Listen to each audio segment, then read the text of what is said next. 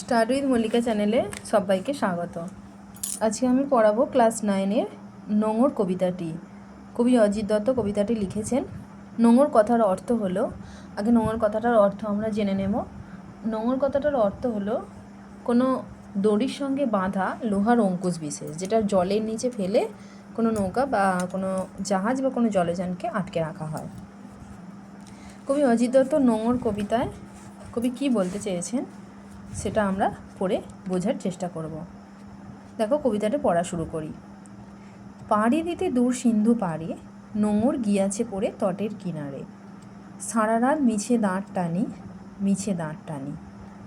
এখানে কবিতাটার ভাষায় বলতে গেলে আমরা বলবো যে দূর সমুদ্রে পাড়ি দেওয়ার জন্য নোঙর গিয়াছে পড়ে তটের কিনারে। নোঙর মানে যেটা বললাম যে লোহার অঙ্কুশ বিশেষ, সেটা তটের কিনারে পড়ে গেছে, আটকে গেছে, যে একদম কূলের কাছে সেটা আটকে গেছে। তা যদি সেটা আটকে যায় তাহলে তো আর নৌকা যাবে না, কিন্তু সেটা জানে না যে নৌকাটা বইছে, সে সেটা জানে না। সারা রাত মিছে দাঁড় টানি, মিছে দাঁড় টানি, বৃথাই দাঁড়টা যে টানছে সেটা বৃথাই টানা। এইখানে কবি নিজের জীবন দিয়ে বলতে চেয়েছেন যে কবির ইচ্ছা দূর সিন্ধু পাড়ে পাড়ি দিতে, কবির দূর সিন্ধু পাড়ে পাড়ি দিতে ইচ্ছা, কিন্তু নোঙর গিয়েছে পড়ে তটের কিনারে।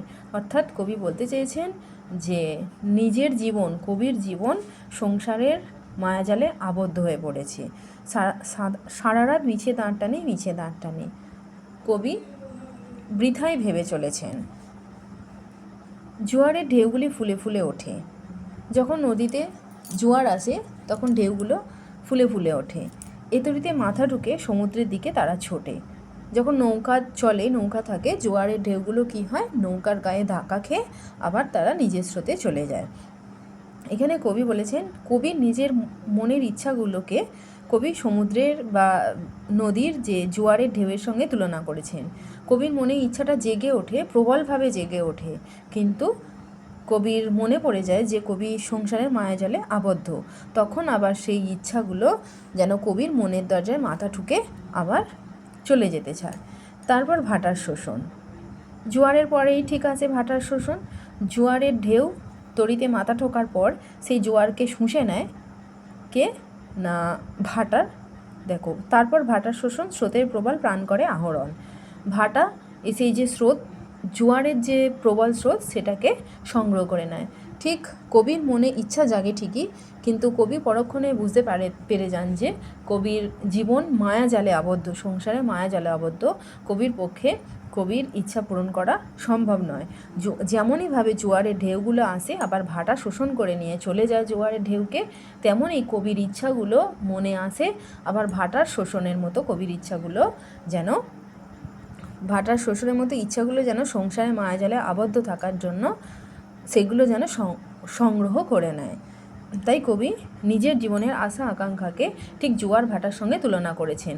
যেমন জোয়ার আসে, ভাটা আসে, তেমনি কবির জীবনে ইচ্ছা আকাঙ্ক্ষা আসে, কিন্তু আবার সেটা ভাটার মতো ইচ্ছা আকাঙ্ক্ষা শেষ হয়ে যায়। জোয়ার ভাটায় এ তটের কাছে, জোয়ার ভাটায় বাঁধা এ তটের কাছে।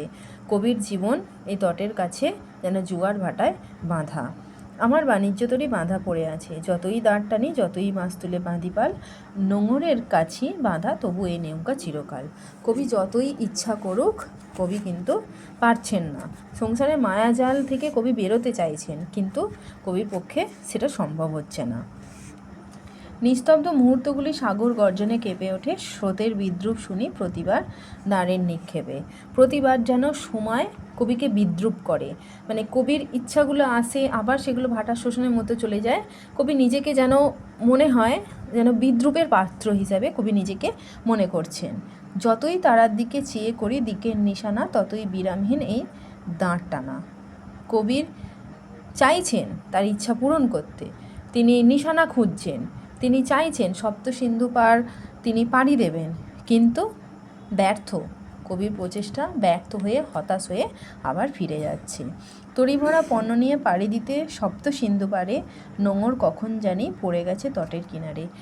এই জীবনের প্রচুর আশা আকাঙ্ক্ষা, মানে আশা কবির মনে উদয় হতে হতে কখন যে কবি সংসারে মায়াজালে আবদ্ধ হয়ে পড়েছেন, কবি সেটা নিজে বুঝতেও পারেননি। তবু কবির ইচ্ছা যে তিনি তার স্বপ্ন পূরণ করবেন। কবি এই মায়াজালের গণ্ডিবদ্ধ জীবন থেকে বেরোতে চাইছেন, কিন্তু সেটা তার পক্ষে সম্ভব হচ্ছে না। কিন্তু তার সত্ত্বেও কবি তার আশা ছাড়ছেন না। তাই এখানে বলেছে সারা রাত তবু দাঁড় টানি, তবু দাঁড় টানি। মানে কবি অজিত দত্ত তার কবিতায় নিজের জীবনের এবং মানুষের জীবনের, মানুষ যেভাবে সংসারের মায়াজালে আবদ্ধ হয়ে যায় সেই ঘটনা, সেই জিনিসটা কবি এখানে নিজের কবিতার মধ্য দিয়ে তুলে ধরতে চেয়েছেন। কবির দুঃখ প্রকাশিত হয়েছে, কবির যে ইচ্ছা সেটা অসম্পূর্ণ এবং কবি ইচ্ছা পূরণ করতে পারেননি বলে সেইটা কবি কবিতার মধ্যে দিয়ে প্রকাশিত করেছেন। আর কবি নিজের ইচ্ছাকে বা নিজের জীবনকে, নিজের ইচ্ছাকে বাণিজ্য তরীর সঙ্গে, জোয়ার ভাটার সঙ্গে তুলনা করেছেন।